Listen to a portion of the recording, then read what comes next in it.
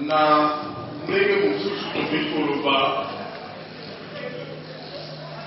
lelo na kolobela rapport mingi eza koexiste entre kozala nationaliste mpe koluka ke ekolo efonctionne ezala na forme de l'état oyo babengi unitaire oyo ebimaka na conception philosophique ya unitarisme.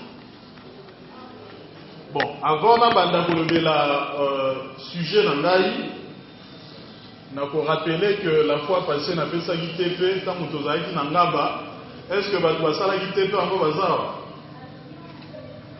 Est-ce que bato basalaki tepe en ngaba bazawa? Donc c'est comme si étudier en ngaba bazawa te. Donc malheureusement étudiant na biso ya université populaire balingi kotravailler te. Le nationalisme, bon, on a déjà que ça pose un problème. Ce qui est lié à l'écoloté, tout ce qui est maloba, ils ont malabouté. Photo linga il y a pratique. Nandenge pratiquement photo linga école, on a dit sauf que tout ça là, acte ils ont démontré que tout ça qu'on linga école. Qu'est-ce qu'on appelle ça qui? Ezalaki ko comparer superficie à la commune na biso na o ya ba mboka ebele na monde. Donc nyonso wana eza pona tolakisa que ça soit la population o baza ko vivre na kati ya ba commune, que ça soit na ba kandi ya ba commune ebele ba bourgmestre ba que superficie il y a moi commune au baza kokamba et ça superficie ya ba ekolo mususu libanda ya ba mboka mususu ya ba état mususu soki to na moyen ko projeter. Je pense que prochainement na kosa la bino schéma on a la kisi commune ya Kimbanseke en termes de superficie et kokani na commune boye mais wana prochainement na prochaine université populaire.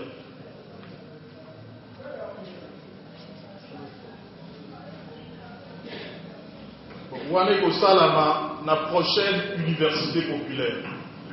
Mais le sujet est ali nationalisme et unitarisme. Et vous allez m'abbé ma carte n'a pas dans vos un sujet sans que n'ait expliqué nationalisme ndeni, unitarisme pendeni. Premièrement, nationalisme. Vous voyez que bazaba nationaliste, faut l'élo grâce à explication autocopé ça, binomoro tant batwa no bazaba nationaliste, boye ba ko qualifier bango réellement. En réalité, nationalisme d'abord na kati nango mon nation eza na kati. Concept nation. Et na concept nation wana généralement, définissant comme étant un vouloir vivre collectif. C'est le côté objectif de la nation. C'est la définition objective de la nation. Tango, peuple basangani, tribu akala basangani, ethnie akala basangani, créer objectivement un vouloir vivre collectif. Bon, ça dit que nganaza mombala, nganazali mopende, nganazali Mongala, en ce moment-là, objectivement, il dit que faut tout la écolo, en ce moment-là, va créer une nation sur le plan objectif. Mais généralement, sur le plan subjectif, ils ont des éléments qui entrer en compte, donc des définitions en ebundanaka. Il ne faut pas avoir la même race, il ne faut pas avoir la même langue, il ne faut pas avoir la même culture, mais généralement, dans ma définition, ils ont des notions objectives qui prédominent.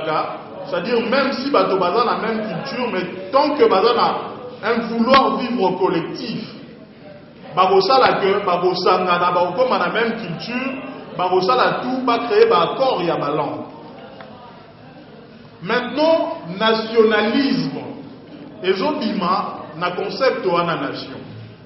Maintenant, nationalisme englobera généralement concept qui a patriotisme na yango moko nationalisme en termes clairs. Patriotisme ezalaka amour à patrie, sentiment oza nango ya kolinga ekolo na yo. Mais nationalisme eza kokotisa démarche moko pratique, démarche moko réelle pour tendre à ce que nation ait se créer, pour tendre à ce que nation ait profité de la richesse ya ekolo wana. Est-ce que vous savez comprendre? Dans la université populaire, ceux qui vont comprendre, il faut poser la rana à soukate pour poser des questions. Au téléma, au 5 éclaircissement. Est-ce que vous savez comprendre le nationalisme? Nationalisme, na lobby, ezouta na concept nation. Nation, ezosenga que to posana, que nazali muluba, na posana, que nazali mumbala, na posana, que nazali mopende, to lobby te ko boya culture na yo. Mais on considérait que ceux qui nazali mumbala, moto azali muluba, azali ndeko na ngai. Toza ko former une même nation.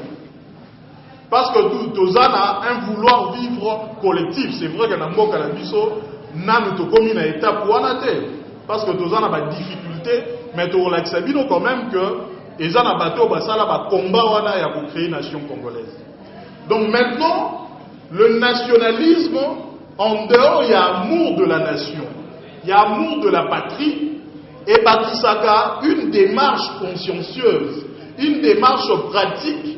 Pour na koluka que soki naza muluba na mibosani que naza muluba na komi ko considérer mopende ndeko na ngai pe sur le plan économique, sur le plan politique nazo sala ba acte pratique pour nazo sala que cette nation congolaise, cette nation puisse être mise en place. Tant que ça peut être ba élément pratique bogomona pourquoi ba Lumumba est considéré comme étant nationaliste, pourquoi Gizenga est considéré comme étant nationaliste, et pour les autres, Binomoro vont répondre. Est-ce que ça va? Deuxième concept. Ah bon, il faut d'abord te différencier nationalisme dans le concept. Il faut te différencier nationalisme. Généralement, aux Ala, on a Congo et Lumumba. Na nationalisme wa mindele. Omoni nationalisme ya mboka na biso ya Congo. Eza nationalisme ezaliko, eza na comme objectif au démarche nango eza que to limwisa tribalisme, to limwisa idée ya kokundela bona ethnie na yo, pona kokundela nation congolaise. Et nation congolaise wana o to lingi to kundela, il faut to créer ya monana. Parce que Belge, tango après Sibiso indépendance, à Salakitou, je pense que dans la contrôle, il y a un grand historien, directeur Fumunzanza, Belge à Salaki système, il y a divisé pour mieux régner. Donc à Kabola, de telle manière que, elle pas dit que tango reçoit indépendance, tu vas l'obliger de panzana. Donc Belge a un souci à créer la nation congolaise. Alors, nationaliste, bango objectif na bango ezalaki ko créer nation congolaise. Et tant qu'on créer yango, faut ko lukasiko ko kundela ba intérêt ya nation wana. Donc démarche il y a ba nationaliste africain plus précisément congolais comme Lumumba alaki une démarche il y a pour construire une nation. Tandis que le nationalisme ya poto boyo kaka, boyebi ba Jean-Marie Le Pen tout ça, bango déjà ba construire la nation. Donc, tant que vous avez un nationalisme à poto, vous avez généralement pour les étrangers.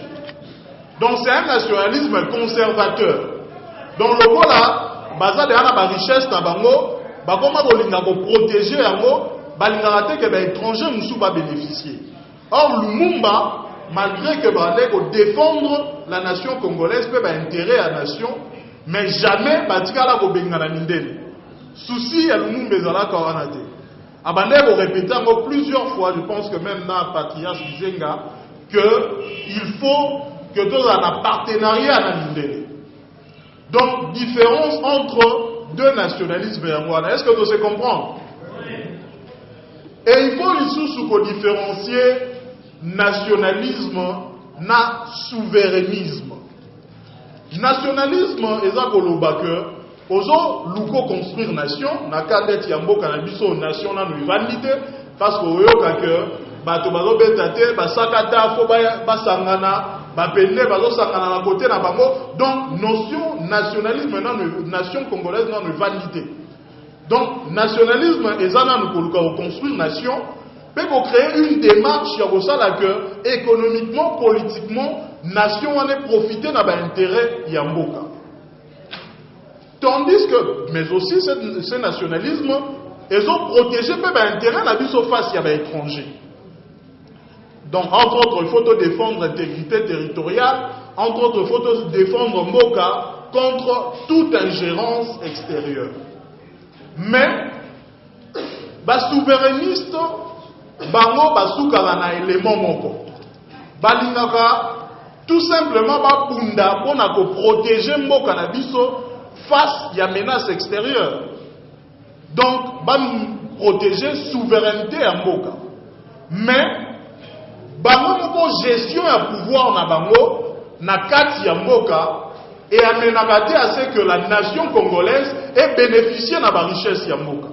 Et généralement les souverainistes bazala dictateur balingi te que mondele akipe makambo ya gestion mboka na bango mais ye moko na mboka na ye moko aza konyokola population na ye. Donc yango discours ezalaka non il faut mondele akipe makambo na biso te mais yo oza kogérer baconcitoyen na yo malamu te mais olingi te que yo bacontrôle yo pas un autre pouvoir. Donc en réalité bato wana baza banationaliste te baza basimple souverainiste. Et qui souverainiste en mot pesant à l'okuta, aza ko protéger non pas mboka, mais aza ko protéger ba intérêt na yemoko parce que na mboka wana ya lingi akamba yemoko aza le seul dictateur. Donc dans mon moto aza ko loba non, to boye États-Unis akota to boye généralement ba simple souverainiste, to mona ki yango na ka ya Mobutu, abanda ko loba ko protéger mboka, ko protéger l'unité nationale, mais en réalité ba to na mboka na ba souffrir. Même si on protégeait l'intégrité territoriale, mais ce n'est pas pour autant que la nation va vivre malade. Donc, il était un simple souverainiste. Et un autre élément fondamental. Un nationaliste, Aza Motoyo, faut que il y ait un simple individu. Aza appelé un jour, il y a vos alatés dans le pouvoir. Donc, un nationaliste, ce n'est pas quelqu'un qui peut chercher à s'accrocher à pouvoir yemoko. Parce que nationalistes ont supposé que Ozali n'a pas la même valeur que les autres. Donc le jour où mandat n'a eu coquille, on croire qu'il y a un autre Congolais qui est capable de remplacer et de faire mais ceux qui moto a se cramponné dans le pouvoir pendant longtemps, azo croire que moto mususu amayele azali lokwa ye aoyi kokamba ekolo. Déjà il faut se poser la question ce qui réellement aza nationaliste. Nakanisi ete nasilisi na makambo nationalisme, est-ce que tu se comprends? Question jusque les athées. Ok, merci. Deuxième concept est unitarisme. Unitarisme est na unité. Unité wana on a beau comprendre ngo malamu généralement ezalaka pour comparer à ngona fédéralisme parce que unitarisme est la conception moko baza koloba ke pona mboke kamba malamu il faut tozalana centre moko oyo ba grande décision eza kozwa. Alors na ba parti mususu ya territoire il faut tous un simple représentant pour exécuter vision au centre. Donc il y a, comme on dirait, unité à commandement. Il y a de manière pratique un unitarisme, généralement en matière politique et juridique, va pouvoir les alaka mine. pouvoir à liboso ezali pouvoir constituant. Pouvoir ya kosa la constitution. Oyo ezalaka pouvoir bapesa na peuple. Deuxième pouvoir ezalaka pouvoir législatif ya kosa la mibeko pe ya contrôler gouvernement exécutif. Troisième pouvoir ezalaka pouvoir exécutif oyo akambaka au quotidien pe exécutaka mibeko ba loi. Et quatrième pouvoir ezalaka pouvoir judiciaire. Maintenant na unitarisme ba pouvoir wana nyonso constituant, législatif, exécutif, judiciaire ezalaka na niveau moko ya central. Ne place au centre ya décision ezwamaka. Donc na unitarisme bokoki kokutana na constitution mibale te. Constitution faut ezalobe moko. Bokutana na parlement mibale te. Parlement faut ezalobe moko. Bokutana en principe na gouvernement monene mibale te. Gouvernement eza moko mais na ba province bokoki kotia ba gouverneur o bazalaka géré par le ministre intérieur qui sont de simples fonctionnaires. Donc on fait tout na unitarisme pona ya ko asseoir pouvoir esika moko. Et fédéralisme contraire nango ezalaka nde bamoni que diversité ezali alors bakomi ko créer plusieurs centres de décision nde bozalaka na constitution bozala na constitution ya état fédéral pe bozala na constitution ya ba état fédéré. Mais pour ça la rapport sikoyo pona ko démontrer pourquoi rapport nini eza entre ba nationalistes na ba unitaristes dans l'histoire congolaise. Et pour comprendre là où je parlais de la démarche pour construire une nation et pour protéger ses intérêts. Maintenant, deuxième point, après que nous avons défini le concept, je pense que tu as la même compréhension en nationalisme, on a unitarisme, hein, au moins dans de grandes lignes. Mais on dirait, qu'est-ce qui se passe? Moi, il te dit. Mais il faut être sûr que tout ça se comprend. Par exemple, tu as un et c'est que Bissonion surtout comprendre peu ma question est à la hauteur. Il y a débat au ça la lélo parce que le 16 janvier, il y a jour au musée assassinat qui est et Lumumba a été assassiné le 17 janvier. Donc batouana tango bakufaki pambate. Combat na bango lo ba silisaki te biso toza appelé ya ko continuer combat wana. Mais soki na histoire na biso toza moto asalaki combat na yeto bosani ye biso pe to sali ya biso ba bosani biso moyen effectivement mboka na biso ekonga ezate. Donc il faut toza na continuité en termes de lutte. Nationalisme, rapport et unitarisme. Premièrement, na rapport wana na goloba na époque ya Lumumba et ses compagnons. Comment va vivre le nationalisme et quel rapport ils allaient na unitarisme? Deuxième, et vous allez na époque il y a Joseph Désiré Mobutu.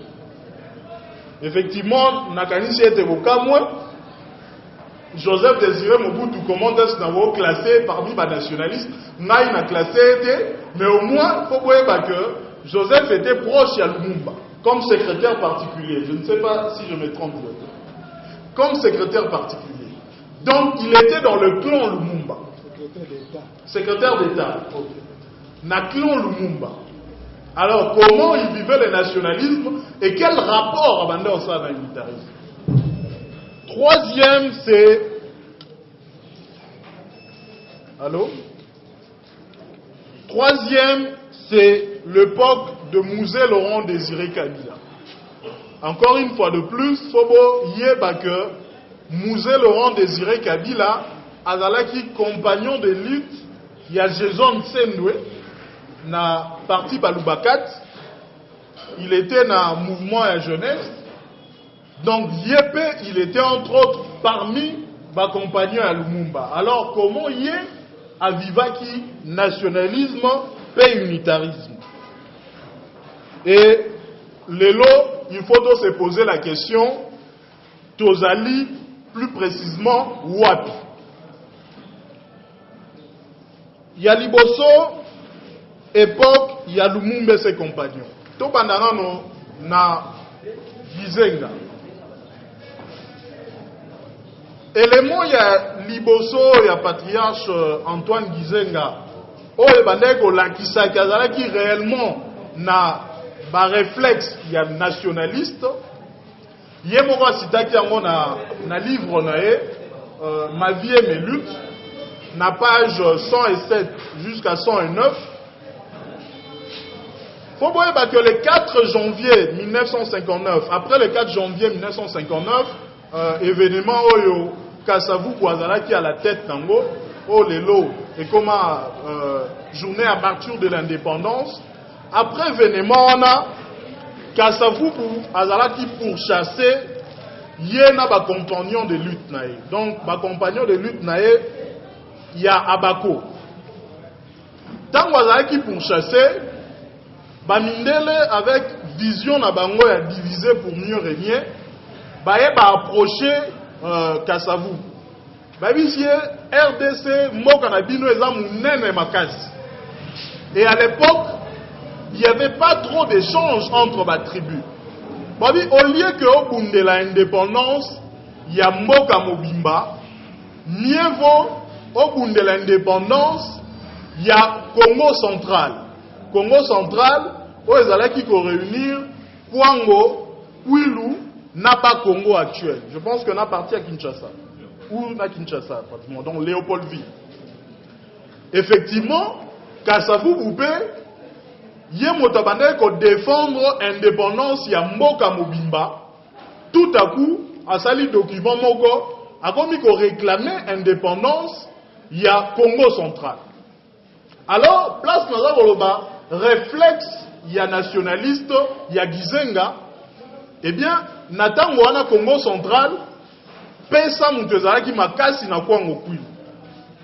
Et Abako Zaye Makasi, côté ya Bas Congo actuel. Alors, Gizenga Tango qui a réclamé Bongo, au lieu que, pour s'approcher à Kasavubu, a dit que bon, le rôle de défendre l'indépendance à Congo central, il y a pas pega, il y a au Pézard. Au moins, les lots, les politiciens comme à bon, il y a aussi les lots, il y a un Pézard. Donc, il faut que le pouvoir, ceux qui, les lots, appellent sur l'indépendance. Mais, alors qu'il y a un réflexe, il y a Kolukake, Ekolo et Kabouane. Réflexe, plutôt, il y a pour approcher Kasavu. Il y a pour dire, mais comment est-ce que yo, Mouto Bundela indépendance, il y a Congo Mobimba, Okoki Kosenga indépendance, il y a Congo central. Ndé Kasavu, vous voyez ici, non, ndenge zana, vous voyez, que Congo, vous voyez, que na biso, ils ont quand même un intellectuel et belé, donc biso doit réclamer indépendance. Comme ça, bango pe kuner, bango a biso dossier indépendance, bango pe na kuena bango ba resenga indépendance, donc bakota bakatanga tout ça, ba resenga indépendance na bango, si to rezo indépendance à école. Gizenga ebisi mais non, on reconnaître que na Congo central bango ba intellectuel bazali. Mais est-ce que consulta qui ba force nsusu avant resenga indépendance à Congo central? Ndé Gizenga eko proposer idée ya kosala cartel pesa abako. Cartel pesa abako musala na ngwezalaki ya ko éviter kosenga seulement indépendance ya Congo central parce que Gizenga considérait à l'époque que ce qui a saigné indépendance à Congo central, c'est la dislocation du pays, la balkanisation du pays. Donc il fallait qu'on ait l'indépendance pour na mboka mobimba au lieu ya kozora reteni mais Joseph Kasavubu acceptaki pe bayaka o créer cartel pesa abako ou ekomaka ko senga indépendance ya mboka mobimba. Donc premier réflexe, malgré que Gizenga ne connaissait pas ba concitoyens ya Congo mobimba, mais au moins il avait ses réflexes, ya ko bundela ekolo mobimba, ko bundela toute la nation congolaise et non pas quelques tribus qui existaient dans le Congo central. Deuxième réflexe, eux ont montré que Lumumba, Gizenga, Jason Tsendwe, Bisukiro, qui réellement nationaliste. Et qui rencontre Nabango. Bon, on a bien que parmi tous les partis, généralement tous les partis, qui Naba Kombo Moko, il y a tribalisme. Mais au moins, en dehors, il y a Balubakat. Les trois autres grands partis, ils ont une vision non seulement nationaliste, même panafricaine. Donc malgré que Babanda ko Tanate, Gizenga, Babanda ko vivre avec d'autres tribus, Bayeba qui peut vraiment. Mais au moins, Bazalaki a conviction que la nation congolaise doit exister et au-delà, il y a ma tribune, il y a Bangomo. D'où Gizenga parti, parti solidaire africain. Marcel Bissoukiro, Centre pour les regroupements africains, et Lumumba, Mouvement national congolais. Et Batouana Nyonso Lisusu, coïncidence, oh, bah, dit qu'on s'en a même na, Jason Sendo Azaï na Balubakat, Bango Nyonso na ba statut na Bango, Bazalaki, ba unitariste. Ba unitariste. Et pourquoi Bazalaki ba unitarisme? Voilà la liaison que Bango Bander au sala entre nationalisme et l'unitarisme. En réalité, de ce non-nationalisme, ils ont une démarche pratique. Ils ont une démarche concrète et pratique pour construire une nation congolaise fait que protéger. Or, à l'époque, Touti Kobima na indépendance, Oyo Belge a une vision à diviser pour mieux régner. Donc, Belge a dit tout que Batba vivre na ba ligue tribale, ba association tribale pour que y ait tant qu'on peut sa indépendance, aille ba ko gérer la situation. Alors, la situation à ba tribu, les nationalistes ont considéré que ceux qui ba lobby to kota na fédéralisme comme Joseph Kasavubu, comme Moïse Chombe, comme Bolikango, Wawande ko lukayango. Et pour ça, que lokola mboka na mboka kozala na autonomie moko très poussée, et kozala na constitution nango, et koki kosala que à un certain moment to sutuka que mboka moko ezui indépendance nango, esengi indépendance nango. Ndeti kwango kui le komi état fédéré, bo sutuka bo lokola bayebani na ba tribu mususu te lokola nation congolaise evanda kite, bo ko sutuka ke boka le lotolobi Mboka et Panzani. Est-ce que Bakosana Kito, Bakosana Kite? Est-ce que tout ça on se comprend? On irait au mot là. Est-ce que va se tromper qui? Est-ce que va se tromper qui? On irait pour une histoire, le rôle a été, biso va te vivre qui n'a époque où on a, tu as dit moi histoire pour les cabinets. On irait pour une histoire. Parce que, quelques temps après, Nakatanga, Tozwa Kinini, sécession. Et sécession, on est à qui une sorte, il y a des demandes d'indépendance. Quelques temps après, tu as causé un problème dans Kassai. Une autre sécession est Bendad. Donc, réalité, on a petit lelo, il faut se poser la question, est-ce que Motete là-haut, Azana Sankourou, a dit que Mongo, Azan Équateur, Azan Dekone. Est-ce que ça réellement bongo? Est-ce que ça réellement bongo? Donc, tu as toujours un problème où il y a nation, il y a existence, il y a nation congolaise. Il y a un bango, bundelaka, nationaliste, on a nyonso, sans que bazala basalaka réunion avant, na ba parti na bango déjà, Bisuki Wazalaki Mutakivu, a salissé rien nae. Mais, nakati ya statut, alobi ke ya ko défendre forme de l'État unitaire. Gizenga na Kwango Kwilu asali parti na ye na bamulele a tiepe kaka forme unitaire, même si tozali na kamitato azalaki de tendance fédéraliste. Et MNC ya Lumumba avec le Kassai et la province orientale, y est pas sali parti na ye sans que Bakutana azui kaka forme de l'État unitaire. Et Jason Sendwe na parti de Balubakat na Katanga a sali pe parti na statut a toujours forme de l'État unitaire. Donc bango tout bazali na conscience que en termes il y a forme à l'État comme démarche concrète, comme un vrai nationaliste. Soki tolingi to perdre nation te, to perdre mboka te, soki tolingi réellement to construire nation, il faut toujours comme forme de l'État unitaire. Donc, rapport Oyo, et ça coexister entre nationalisme et l'unitarisme, c'est un rapport d'analyse concrète, il y a terrain à Bissau. Baboya ka fédéralisme dans l'absoluté. Ba nationaliste baboya fédéralisme dans l'absoluté.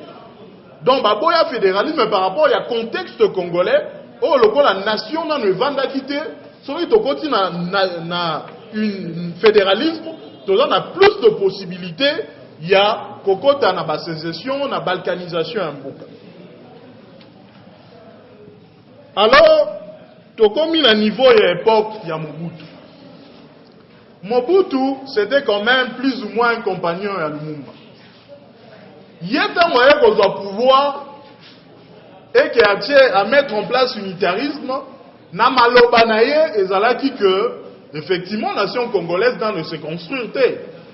Et lui, il est allé même très loin pour en remettre comme il le père de la nation. Maintenant, entre les doctrinaires, il y a un débat.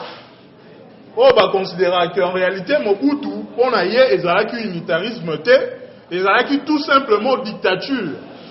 Parce que non seulement concentrer pouvoir, même il y a une entité décentralisée en termes de gestion à l'État, mais aussi à concentrer qui pouvoir, il y a un pouvoir moussoussou, c'est-à-dire pouvoir législatif, pouvoir exécutif, pouvoir judiciaire. Donc, unitarisme, on a un vrai nationaliste, va considérer que ça, c'est pas comme vrai nationaliste, mais c'est tout simplement comme étant un dictateur qui a mis en place l'unitarisme. Mais effectivement, le bas dit que, comme un nationaliste, il ne peut pas accepter que Mboke Panzana. Mais au moins, un point positif était que, dans l'unitarisme à Mobutu, la province est qu'on gérée par un non-originaire. Donc, à Kogi Kozwana pas Congo, atindi Moutoua Katanga. À Zui Kivu, atindi Moutoua pas Congo. Au moins, ça, c'est un point positif. Oh, Lelo, par exemple, Tozana Ngote, parce que Lelo, comme il faut moi, Mboka, Moutoua Kamba. Troisième époque, c'est l'époque à Mouzé. Mouzé aussi a adopté Kaka unitarisme. Mais aussi, il y a moi, ma critique, Ezali, dans le sens où on considère toujours qu'il y a une concentration de pouvoir. Donc ce n'était pas réellement un vrai unitarisme tel que prôné par les nationalistes. Et enfin, Lelo, Toza n'a forme de l'État Nini et que font ce qu'on peut considérer comme étant le descendant de nationalistes si réellement Bazab a vrai descendant. Premièrement, comme forme de l'État, unitariste dans la constitution, yaki koyo kanana ba fédéraliste. Place on a fait que unitariste va boyaka fédéralisme dans l'absoluté. Fédéraliste bango tango bande ko défendre vision na bango fédéralisme alo baraka il faut unité dans la diversité. Bimbo kana biso ba richesse, bambo ba province eza minene. La culture est différente. Si on est fédéralisme, même si on se développer rapidement. Alors, tant que les unitaristes vont réfléchir, ils vont au moins éléments et soucis à développement. Alors, les unitaristes vont dire, mais non, puisque tant que défendre l'unitarisme, ils sont contre le développement. Alors, Toluka, Toyokana. Ne, Nagoyokana, on a les fédéralistes qui peuvent concéder, on dit que tous à la forme unitaire. Mais, donc, dans la constitution, comme un État fédéré, unitaristes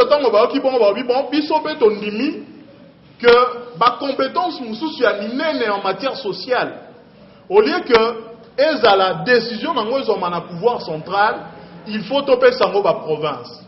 Ne balobi makambo agriculture, topper sango ba province. Makambo enseignement primaire, secondaire et professionnel.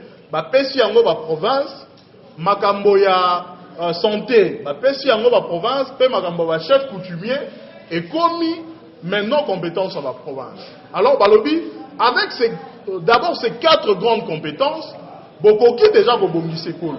Mais balobi car ba compétence sous quitté bazui sous budget ya mboka ba unitariste ba ndimi ba kaboli yango katikati ba 50% kozala ya pouvoir central 50% à la province.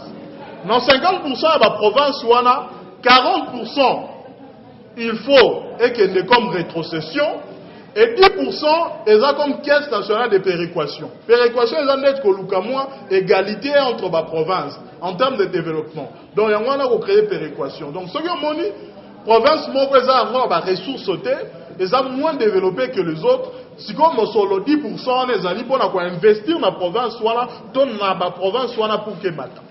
C'est comme ça que les militaristes vont concéder les fédéralistes et le Kwana. Donc les longs formes de l'État autosanango, c'est vrai que sur le plan scientifique tu as une forme plus unitaire régionalisée, mais ils ont vraiment na katikati ya unitarisme pur et dur au balumumba bande ko défend pe katikati pe à fédéralisme oh ba chombe bazaki ko défend. Mais malheureusement ce que l'on peut considérer comme étant descendant il y a batoana ba nationaliste ba lumumba ba gizenga bazo réaliser compromis wana te bazo ko exécuter compromis wana te parce que tino lelo ba province ba compétence nango ba exécuter kamala muté parce que ba pesa bango yango vraiment te enseignant il lelo aza payé par pouvoir central. Yango wana même ba enseigner belé na ba mboka bazora salaire te parce que moi ba yo réclamant ngoti na Kinshasa ezate. Na santé même chose et ce qui toqué na matière ya misolo donc il y a 50% il y a budget rétrocession et comme raté caisse nationale de péréquation peut jusque là mobek on ngo pesa promulgué te nazolo ba sous contrôle pe à maître Blanchard.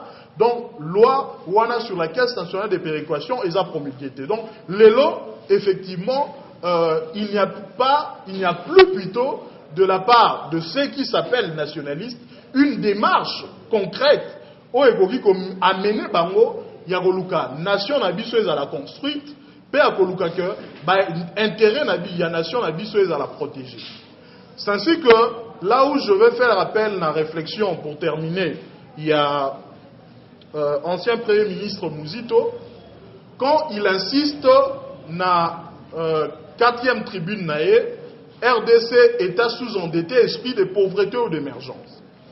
Il considère que Mboka na biso, toza d'abord na problème, il y a qu'on construire une nation congolaise, mais pour que tu construire la nation congolaise, nous devons partir par construire des routes d'interconnexion entre provinces. Parce que, comment est-ce que Motete la voyait que Mongo azan de Konaye, Tomo Penda azan de Konaye, ceux qui basent ça échange économique, ceux qui en a moyen, il y a besoin de zélate pour n'a qu'aucune la province. Donc, déjà, personnellement, l'idée à construire Nzelawana, ezali une possibilité de construire une nation congolaise, mais par là, on peut commencer à avoir des points similaires en matière de culture et en matière de langue. Mais aussi, ce n'est pas seulement la nation congolaise qu'on doit construire, mais c'est l'économie nationale qu'il faut construire. L'économie nationale, l'économie de toute une nation. Parce qu'une nation, avant ça, il y a un échange, il y a bien avec l'Angola, avec l'Afrique du Sud. Il faut que bino moko ba nationaux entre bino, pour ça, il y a un échange de biens et de services entre bino. Or, les lots, tozan na mikakatanoana, il y a quoi échanger entre biso. Donc, ce qui fait que Batoaba Congo, bango basala ke échange plus na Angola, bato ya Katanga basala échange plus na Zambie et bato ya Équateur basala échange plus na République centrafricaine, bato ya Kinshasa basala échange plus na Brazza. Donc toza na un problème. Il y a reconstruire une nation congolaise parce qu'économiquement et même politiquement toza sous-doté. Donc n'a va faire appel à ce que chacun de nous a faut qu'il s'ait état d'esprit les anciens nationalistes Bazalaki, pour que chacun à son niveau a apporté quelque chose pour la édification. Il y a nation congolaise, la vraie, peut aussi pour la protection de la nation congolaise. Nathan Dibino Botono.